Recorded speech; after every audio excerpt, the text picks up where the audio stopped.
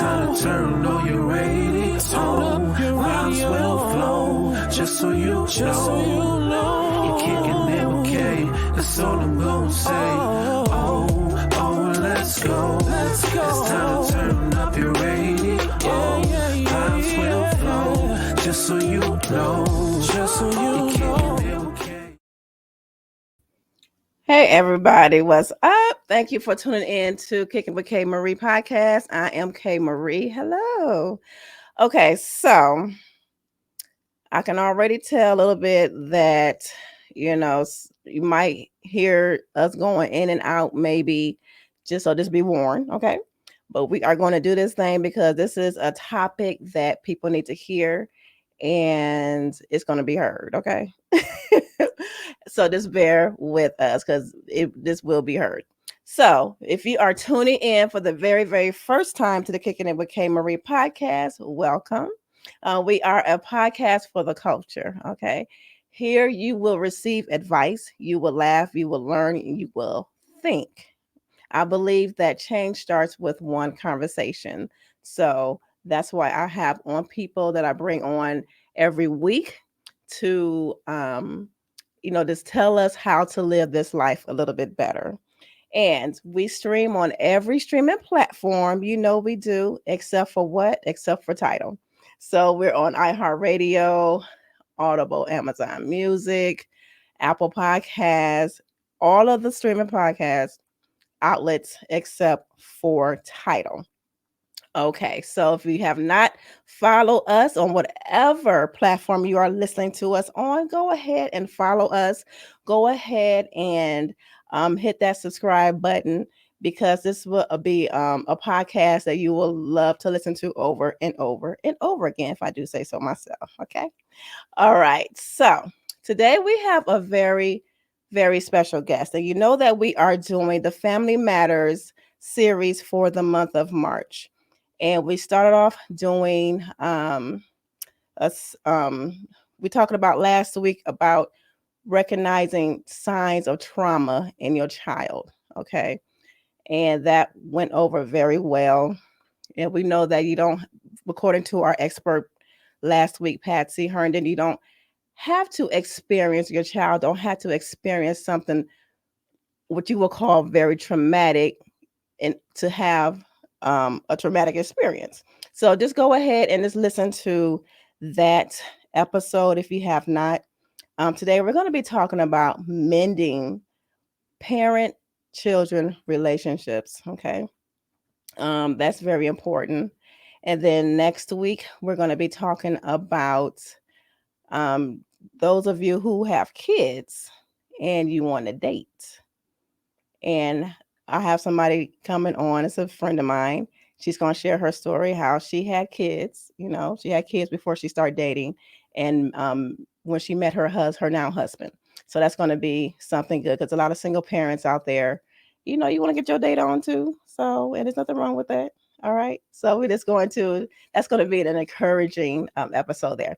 So today we have somebody who I've known for a little while, and she is just a really nice person. I'm glad that she accepted my invitation to come on the show to speak about this topic. So, Latasha A. Lyman is a wounded healer with a story that speaks of one who has overcome, persevered, and is a guide to those who are willing to take the journey towards healing, wholeness, and evolving into being the best version of themselves.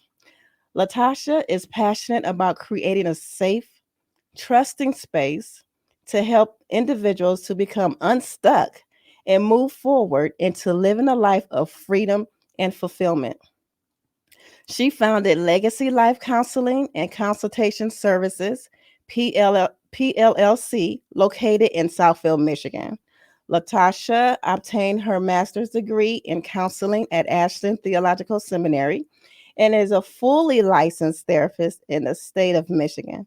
She is thoughtfully known as Tosh the LPC. In private practice, Latasha serves individuals of all ages with a focus on those who are challenged with anxiety, depression, and experiences of unresolved childhood trauma, facilitating individual and group therapy work.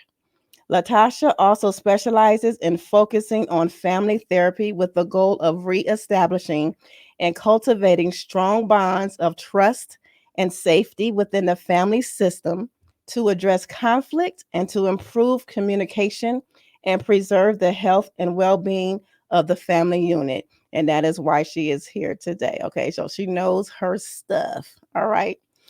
And you can follow Latasha on Facebook at Legacy Life Counseling and Consultation Services, PLLC. And for additional therapeutic resources on Instagram at the LPC. And for scheduling and booking, please contact her at legacylifeccservices at gmail.com. And we will have all of that listed on the episode description of this episode. So you can just hit that email link if you want to book her, if you want to schedule an appointment. Just hit, we're going to have that available for you. And I'm also, during some time of the broadcast here, will have her information going on the bottom of the screen for those who are watching. So without further ado, I am going to welcome Latasha Lyman. Hi, Tasha. Hi, Kay Marie. Hey. How are you? How are you this evening? I'm well, and you? I'm doing pretty good. I'm doing pretty good. Good. I got my second win because I did a 8:30 to 5, so Yeah, got off work and chilled for a minute, yeah, and then got ready for the show, and I'm yeah. excited about this topic. What about you? Yeah, I'm excited too. Thank you so much for the invitation. It is truly an honor to be here with you tonight. Oh, thank you. So at the top, I Mhm, mentioned how this topic, mending the parent and child relationship, is mhm. important Yeah. because we're not just talking about your regular old, my mom or my father get on my nerve from time to time, and Mhm. vice versa, because we know we can get on their nerves too. That's right. Yep. But we are talking, and we want to address those who probably have not spoken to their child or to their parent in years, Oh yeah. Yeah. you know? Yeah. And so before we get into that, I Mhm, want to know what made you get into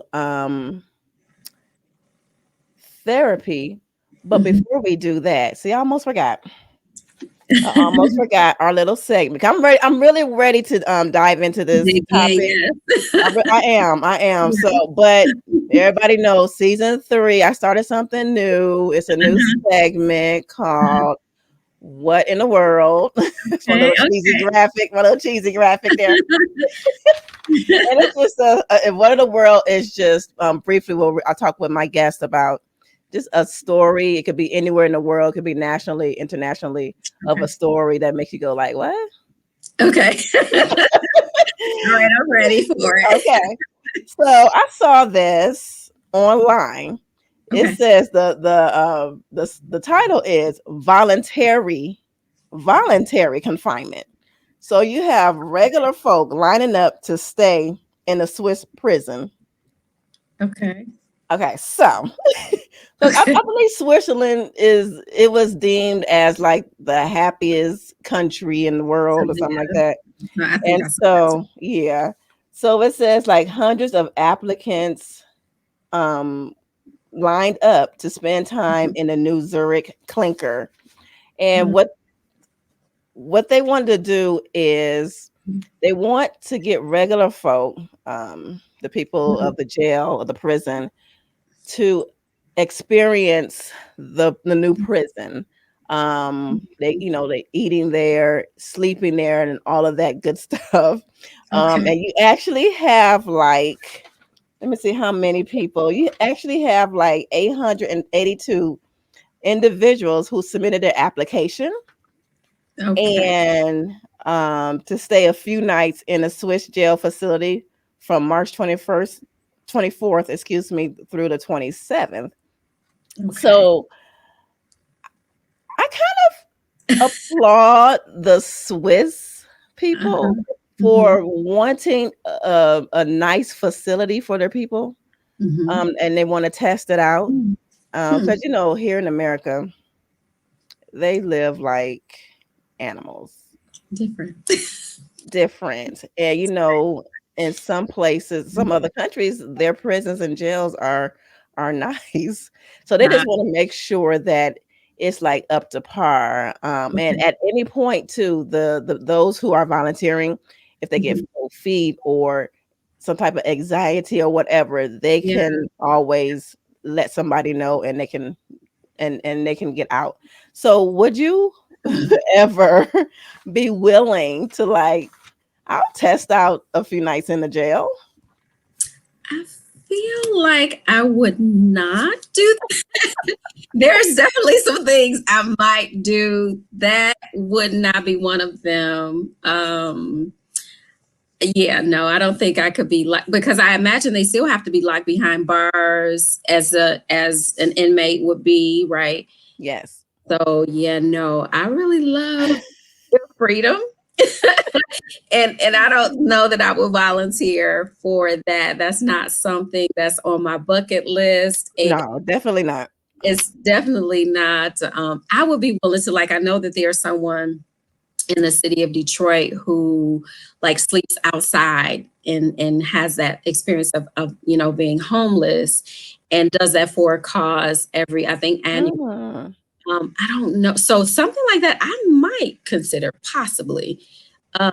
Prison, yeah, I'm gonna go with a really good strong no. I'll pass. Yes, yeah, I think it's a hard pass for me Yeah, that's too. a hard pass. Yeah.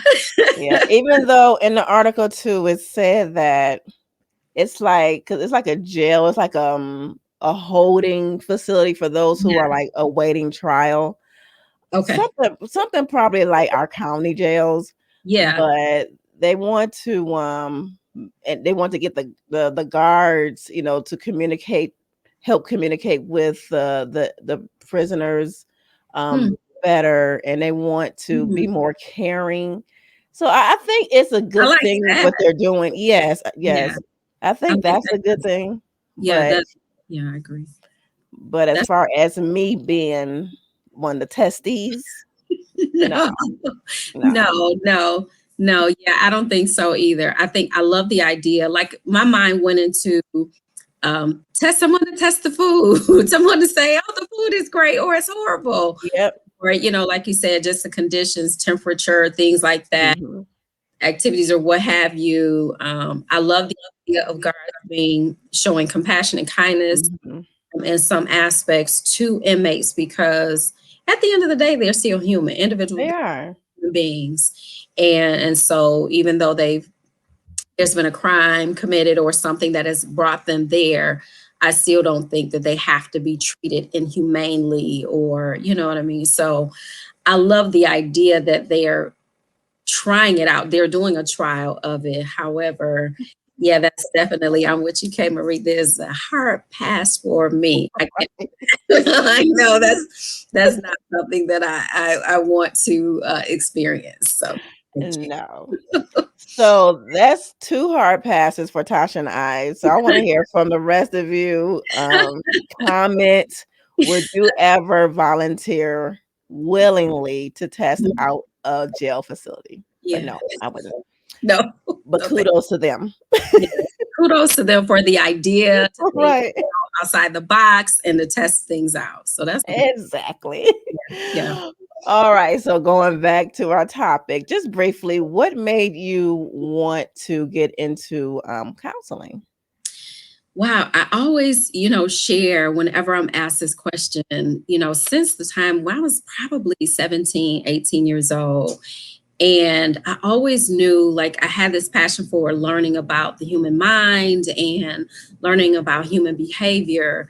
And so I didn't know how that would reflect, but I thought, oh, maybe psychology. And, it came to be that I always share that counseling chose me. Mm. Say that because I used to go to different places, go to the store, or I remember when I was really young, I'm like riding on the bus or something like that to the mall, like Fairlane Mall.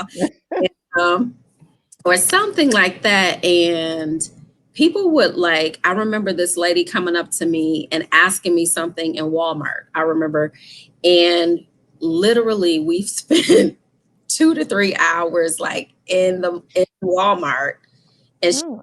sharing her life story off of us looking at, we're like in pillows and Mhm. they sell pillows and stuff and blankets. And I just kept having that experience where, like I said, one day riding the bus, someone just, hey, how are you? I'm fine. And then just spill, like they just shared their whole story. So after, having that happen to me over and over and over again, I'm like, okay, something's happening here. Mhm. What this means, but something is happening. And so that, and coupled along with this idea that I wanted to go into psychology, and, I wanted to learn about the human mind and human behavior, that was always like relationships, interpersonal relationships always intrigued me. So that was kind of how I landed at it. It was a long ride, was not a straight, narrow path. Oh.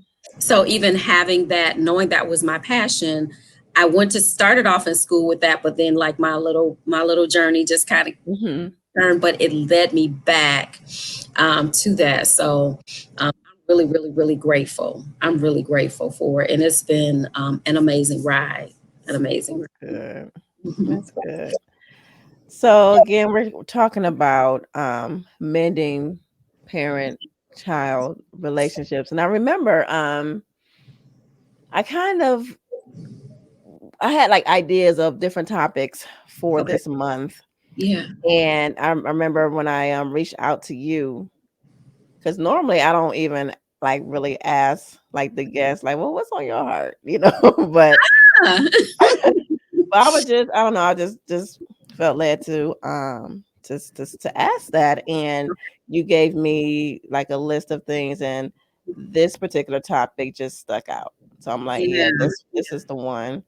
So what, and talking about mending broken parent child Mhm. relationships, what are some things that would cause, I guess, a wedge between a parent and a child to cause them not to talk for a long time?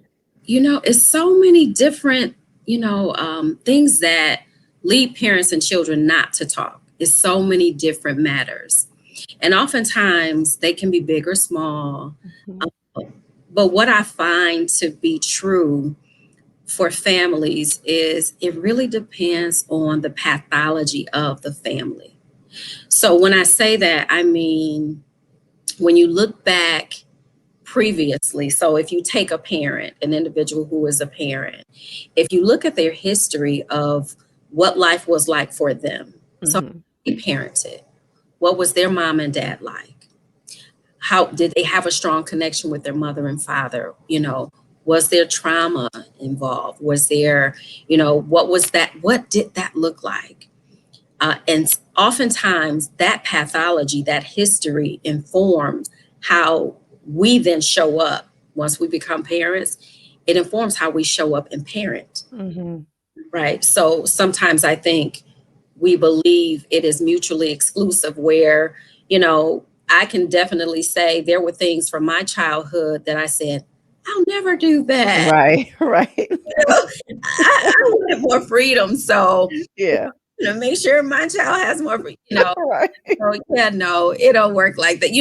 As sometimes it happens in that way where you're kind of using those experiences to inform how you parent, but oftentimes we're going based upon our own experiences through being parented. Yeah.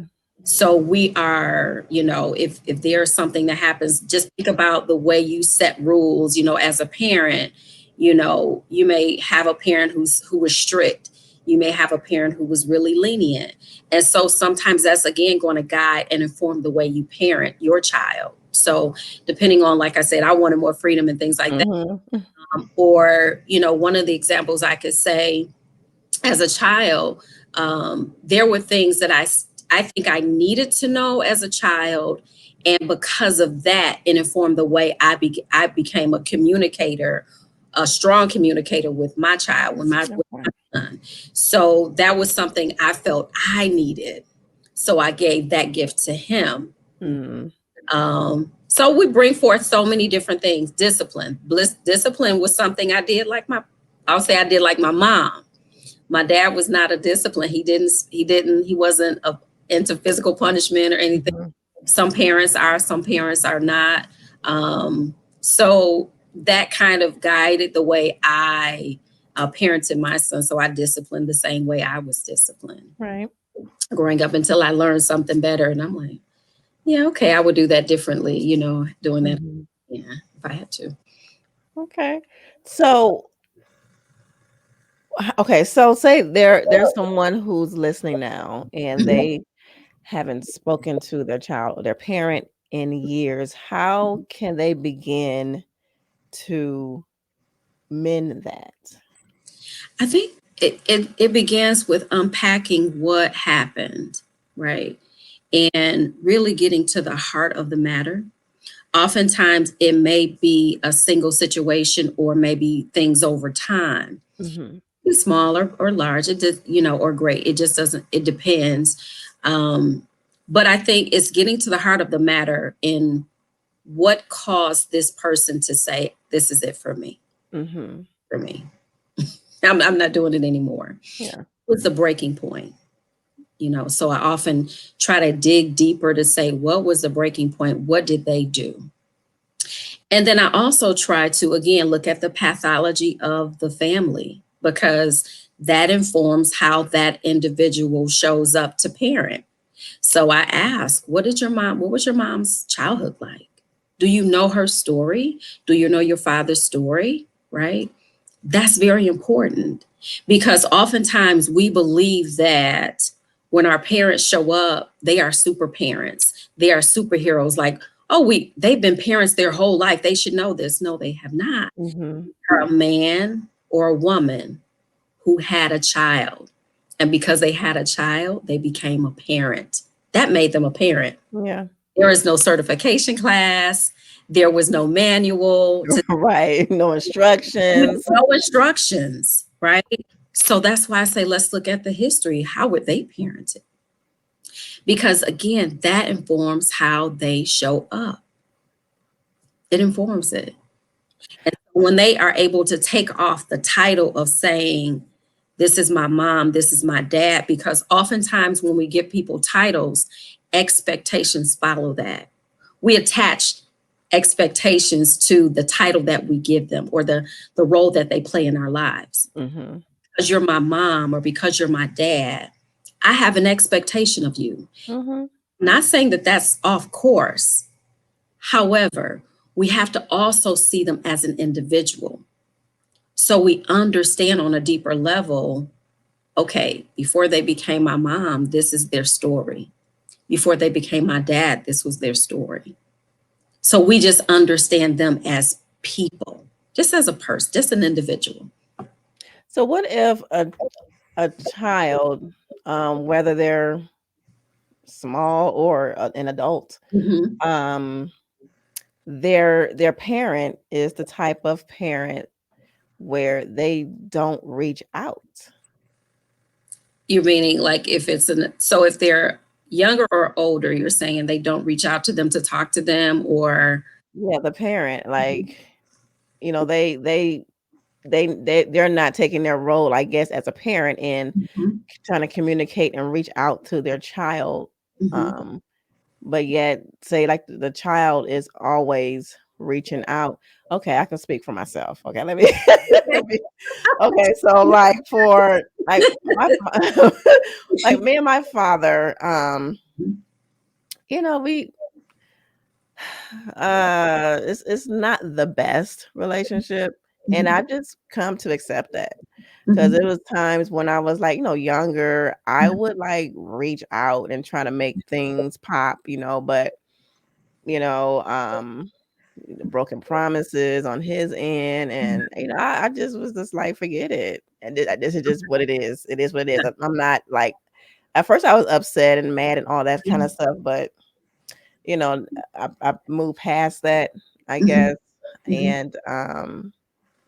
And my mother, she will always like like call him, like you need to be reaching out, you need to be doing this, Mhm. But I don't know. So what can you say to I guess that the child, Mhm. who should they just forget it at some point, or should they continue to try and mend the relationship? So I would often say, again, kind of pause to look at the individual, to see the individual separate from the role that they play in your Yeah. life, right? So let's take off the hat, that role, that title, that he's your dad, because knowing that means, again, we've attached expectations of him True. because he is my dad. Mhm. My dad should do this, you know what I mean? We have a list, a laundry list of things that we believe, my dad should be this way because this is what dads do. Mhm. It's what dads are supposed to do. Well, there's a reason why he's not showing up in the way that you need or desire him to. Mhm. So let's ask the question.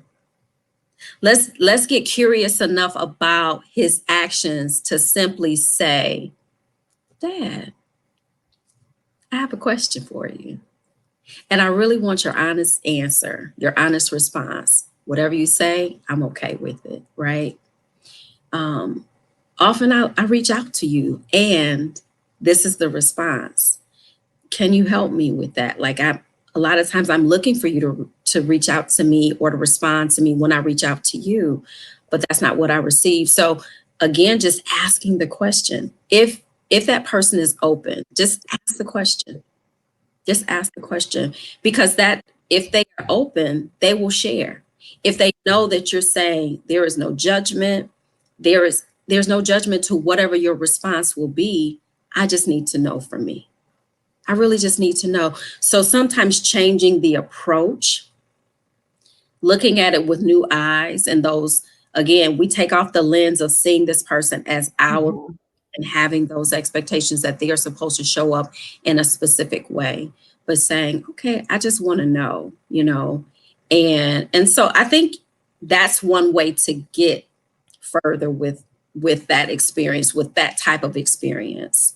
Um, And I do like how you say, um, take away the title and yeah, just see them as an individual, because like in my father's situation, my mother told me like over and over again that I mean he didn't grow up the best. He didn't have his father in his life. He never knew his father. right, And and then like my grandmother, she was in and out his life. So I mean, like I know that part, but if I'm being honest, like I said, this was like some years ago. Still, I was like, well, because he didn't have one, he should want to be one, So right. And so yeah. because that comes from our need to be loved, to be right, to be seen, which again is not off course. Hmm. Wrong with that. However, we have to look at the individual's capacity separate, excluded from the title that they've been given, because, like, let's just be plain and simple. Your dad became a dad when you were born.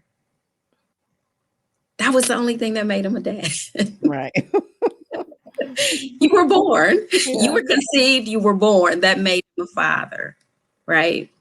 But let's look at his history. His history is that of abandonment. Okay. If we know what his history is and we know that, then we can approach him differently because we look at oftentimes chronological age. People keep having birthdays and then now they're 60 and 70 years old. Mhm. And we think we have a whole individual. And oftentimes we do not. Oftentimes a person is stuck in the place where they were traumatized. There's a big Mhm. dad that is stuck in the place where he was traumatized. If that was 10 years old, that's when it's a part of him that's still 10 years old inside his 60, 50, 60, 70-year-old body, right? there's something that is still broken and unhealed within him. He just kept having birthdays. Days just continued to pass. It does not necessarily mean that someone checked in with him to say, hey, what do you need? Right? That tells me if his dad was not there, if his mom was not there, he is without love and structure and all of these things, again, that the same things you expected and needed and wanted, he went without those things. So now what would have been a lesson for him, what would have been his experience and a teacher to help him to show up and be a better parent, these are the lessons he received. So he learned rejection, right? Mm-hmm. He learned what we call unsecure attachment. Instead of having a healthy attachment, now he has an insecure attachment. So he doesn't know how. He doesn't know how to show up for his daughter in the way that she needs, because he was a son that nobody showed up for, right? That was abandoned, right? He may not be well versed on how to do emotions, right? So with that informs his experience and how he shows up.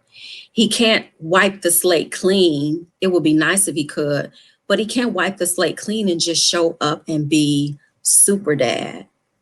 Girl, you gonna make me cry on this show? That's not my intention, but You over here trying to be Barbara Walters over here. Because I guess for the first time, it's like I'm feeling sorry for him, Lord. Yes, because we got to see him with a new lens. There's a little boy that exists on the inside of him that grew into a man that still doesn't have the capacity to show up emotionally for his daughter. So it could be a part of him that's saying, I don't know how. But as a man, how does a man say that to his child? Yeah. You So know? I know it's a lot of people that's probably experiencing this. Yes.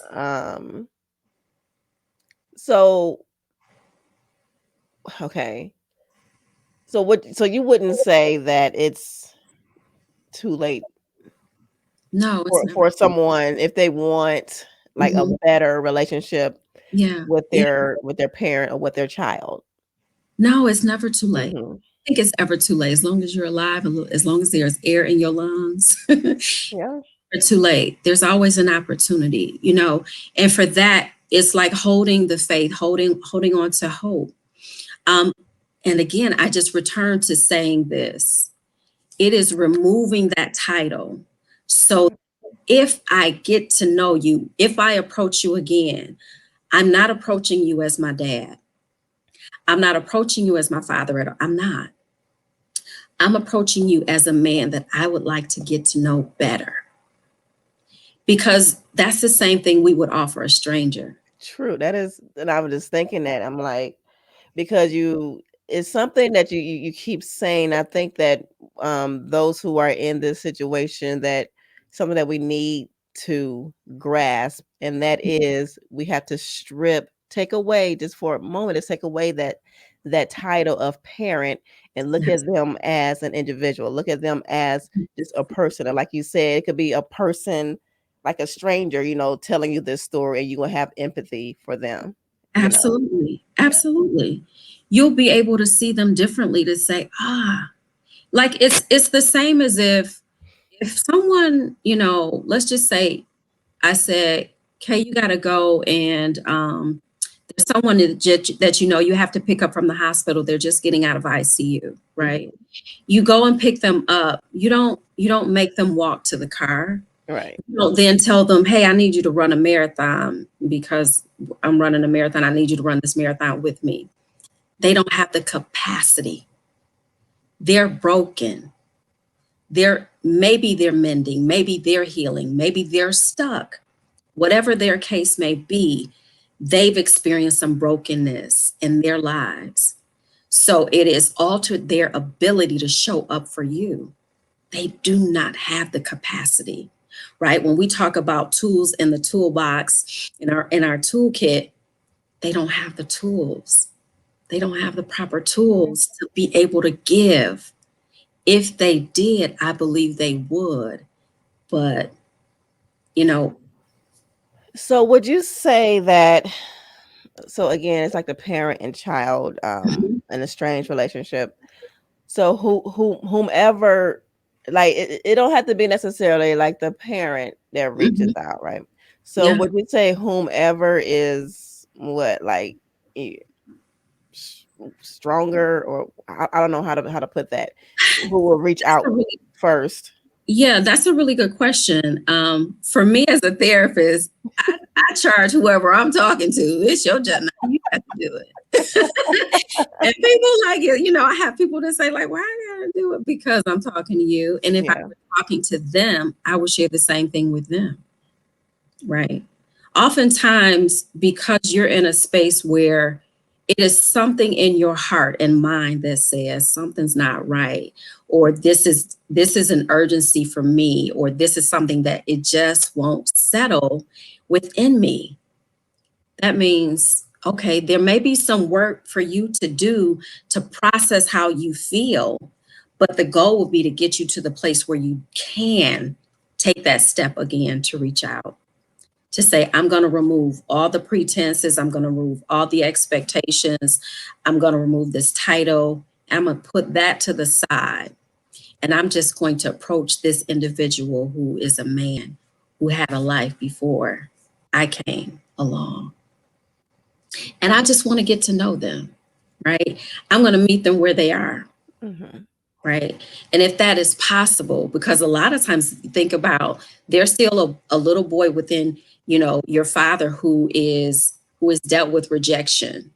And so maybe that could be why he doesn't reach out. He may still be afraid of rejection. He may still be grappling with the idea of abandonment. So it is meeting him where he is, to even just show up, to show him what unconditional love looks like and what it can be. Because guess what? He's never experienced it. That's true. That's true. So those of you who are listening, and this applies to you, if you are the one, if you're hearing our voice, to go ahead and make that step and reach out. Yeah. So what can a parent do? Say they're a new parent, or Yeah. they have, young children. What can they do in their parent to establish their parent-child relationship to get to a place where, I mean, I know we can't see the future, but to get to Yeah. the place where they try to not go that route? Would you say like communication is key? Communication is a good start. I think also just taking inventory of where they are as an individual. I think it takes a whole individual to say, I'm going to parent, right? We have to have like having self-love, making sure we're loving ourselves according to the way that we need to be loved. So we're not looking for our unborn child to come into our life and fulfill a need or Mhm. void that was never fulfilled in any other way, through any other relationship that preceded them. So they can come in and just, you then have the opportunity to just love them unconditionally without saying, okay, I'm going to give you conditions. You have to do this. You have to love me. You have to be here for me. You have to fill this void. And that's a tall order for a child. Mhm. Tall order. Right. And oftentimes parents become so connected and attached to their children that their children become their everything. Mhm. And so then it's so interconnected that even once that child grows and moves on and becomes independent, it's like, no, you can't go because Yeah, you're my security. But that's not what a child's role is that's true. to a family, to parents. That's not their responsibility. So the best thing that we can do is make sure that we are experiencing wholeness and seeking toward, moving toward wholeness, in our lives. So if there's any wounds that exist in our lives, like really getting, investigating those, getting curious about them to say, I want to know, like, what is it within me that may be, still left in disrepair or still may be broken from my childhood. Let me try to repair those things. Let me do my work that when I have when my child comes, I can be whole for them. And yeah. That's good. So is it safe to say, like, on one end, like say if a parent is like extremely strict, their child may end up resenting that, or if a parent is extremely clingy and they're like, just get away? It depends. Sometimes what I've seen a child say, yeah, this is too much for me. This is too much of a burden. But also because children feel such a sense of loyalty and love for it, they are willing to give their parent whatever they need, which also robs them of their opportunity to just be a child, right? To maintain their innocence. Now they're showing up to parent their parent, if that makes sense. So they're stepping in that role. They're being a confidant. They're being a best friend. They're being all these things. They're being a companion. And because they love their parent. That's the thing. Children love typically unconditionally, right? Yeah. So there's that sense of loyalty and love that a child has for their parent. And it's like, hey, I'm willing to do whatever you need because I love you so much. And I also need you in my life. So they're willing to make the sacrifice. They are willing to make that sacrifice. So that becomes unfortunate because then that means that parent may have showed up in a space of brokenness and still wounded in a way that they need healing and wholeness. So it's safe to say that parent will probably need to speak to a professional to figure out some things. Yes. Like doing our work is a really healthy place. It's a healthy thing to do because we want to show up and be safe for our children. We want to offer them security. There's things that they need from us, right? If we determine to say, I want to become a parent, then I think that's an obligation to say, I want to be accountable. I want to be a good steward over my child. I want to, like, here's the thing I often share, and I practice this myself. I can't take someone into a place that I've never been. I have to experience certain things for myself. If there's brokenness or wounding that exists within me, I got to go into learning what self-love looks like and practicing that and processing my pain and processing my brokenness and things of that nature, so that if my child ever experiences anything similar to that, I can walk them through that. Yeah. That's what makes me that's what helps me to become a good or better steward over my child, and that secures their future. So that helps in securing their future. So that's a way that I equip them by equipping myself. That's good. So as we wrap up, and for those who are watching, you can see at the bottom of the screen, if you want to get in touch with Latasha, you can do so. You can email her at I'm trying to wait till it come up on the screen here. It's legacylifeccservices at gmail.com. So if you want to, do you do virtual appointments? I do virtual appointments now. I also do some in-person appointments as well. So you can take virtual appointments like from anywhere. Yeah. Well, no, I'm sorry. Let me clarify. Okay. So only from the state of Michigan. So okay. The person is because I'm licensed in the state of Michigan. So gotcha. Be a Michigan resident. So yeah. Okay. So Michigan residents, if you can't physically get to her to talk to her, as you see, she is a very good counselor, therapist. Darn near had me crying. Okay.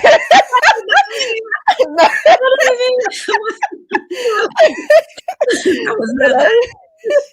Oh my God. We just having But a fireside chat. I did not not we try. are. But you know how some of those can go Yes, sometimes. You know, it it's gets to the healing. It's heart. It healing. goes to the Yeah. sting. Yeah. So, go ahead and reach out to her. Again, you can reach out to her at legacylifecervices@gmail.com. Right. It's Legacy Life CC Services. It's the CC. CC. I'm missing the CC. That's okay, but Legacy Life CC CC. at gmail.com. And Yeah. I will have that correctly again on the episode description Thank you. of this episode. So, Tasha, again, as we wrap up, Yeah. if you just want to give out one piece of advice for those wanting to mend their relationship with their parent or with their child, what would it be? I would say be willing to try again, number one. Mm, And don't give up. And I will also say be careful of, fixing and mending your own heart before returning to a space where you may have been hurt again. Because sometimes that past hurt informs us of our future decisions and things and experiences. So, protect your heart, guard your heart, mend your heart, heal your heart. Forgiveness is huge. yeah. Forgiveness, I cannot say enough about forgiveness. Forgiving that person of being a version of themselves that wasn't able to show up for you, right? And again, just be willing to try again. Be willing to try again. Yeah, I agree with you on all of that. Forgiveness is something because believe it or not, I did. I forgave my father some years ago. I really did because I've had other male father figures in my life. Yes. So but yeah, forgiveness, and I like that. Be willing to try again. I like that. Yeah. It helps because, like you said, what I love is that you had other healthy Hmm. role models and figures in your life Yeah. who were not able to forgive. It would have even been harder or challenging for you to receive love from those other sources. Hmm. So forgiveness, and oftentimes this is a challenge, sharing and convincing people, forgiveness is a gift you give yourself. It is not the Yes. person. It is not saying what they did was okay. It is not okay. It is not okay. And I love to validate everyone's experience because it's not okay, right? But also forgiveness is something you have to give yourself. You got to have that so you can move forward. That's true. Yeah. Thank you so much, Tasha, for coming on just for a few moments to um, enlighten us and to Yeah. share with us and to just encourage us Yeah. to go ahead and try again with that parent, with that child. Yeah. Just try again and Yeah. see them as a individual instead of that title as parent or that title as child. Okay. Yes. Oh, that was good. Yes, Thank a you. deep breath moment. Right. Whew, Yeah, right. you have to breathe and take, yeah, Yeah, yes. that was really good. So you all, if you know somebody who need to hear this, go ahead, feel free to share this podcast episode on your whatever platforms that you're on. And again, we're on every streaming platform. If you want to just like listen to it, getting ready for work, going into work in your car, if you have Spotify or Apple Podcasts or Amazon Music, whatever platform, you can turn us on, listen to this, and just really encourage you all just to mend those relationships. Yes. Mend those relationships. It's never too late. Never. And we will be back with you next week with a whole new topic. And we're going to discontinue this series, Family Matters, because it does. It You know, does. Oh it my God. does. Thank you again, Tasha. And I will have your correct Yeah. info Thank you. Thank on you so much. the episode. Thank And you so much. again, thank you so much. Yes. And we'll see everybody. I'll see you all next week. All right. Okay, bye. Bye. Oh, let's go. Let's go. It's time to turn up your radio. Turn up the radio. Just so you know, you're kicking it with K. That's all I'm gonna say. You're here now.